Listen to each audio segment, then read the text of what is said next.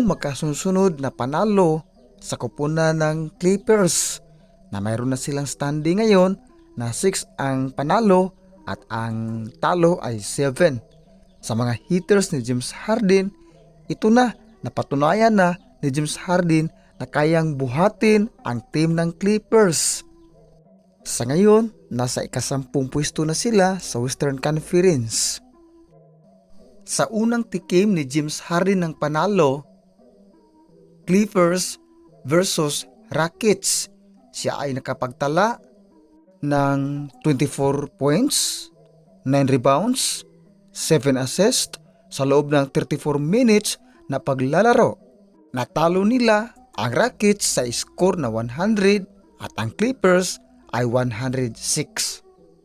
At ang kanilang pangalawang panalo ay nangyari sa kupunan ng Spurs na mayroong score ang Clippers na 124, samantala ang San Antonio Spurs ay mayroon lang 99. Kung ating nakikita sa video ay inawat ni coach ang mga tao o fans na nagbubuo ni Kawhi Leonard.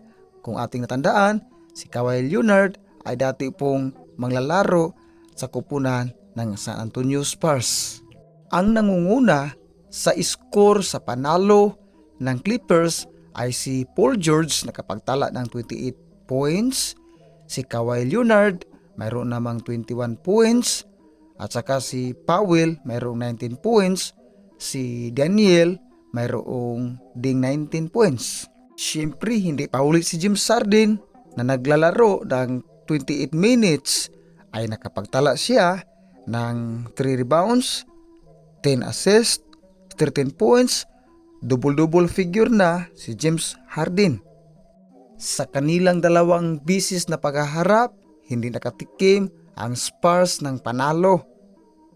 At si Victor Wembanyama ay nakapagtala ng 22 points, 3 assists, 15 rebounds, at sa loob ng 33 minutes na paglalaro.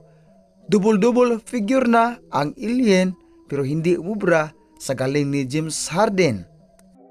Si James Harden naman nakapaglaro ng 36 minutes at nakapagtala ng 6 rebounds, tumataginting na 9 assists at saka 16 points. At sa ulitin, ang natalo nilang kupunan ay ang Rockets at ang Spurs, dalawang bisis nila na natalo. Sa mga hitters ni James Harden, stay put lang po kayo kasi nandyan na ang era ni James Harden. Nandyan na ang kanyang galing, binuhat na niya ang kupunan ng Clippers kasama ang Big Four. James Harden or the Bird never old. Aasahan natin na ang Clippers ay pumapasok sa playoff. Malayo pa pero umaamoy na dahil mayroon siyang kasama na ang Big Four. Hindi lang sa playoff, pati na sa NBA Finals, ito ang inaasam-asam ni James Harden na makapasok. Maraming salamat sa panunood.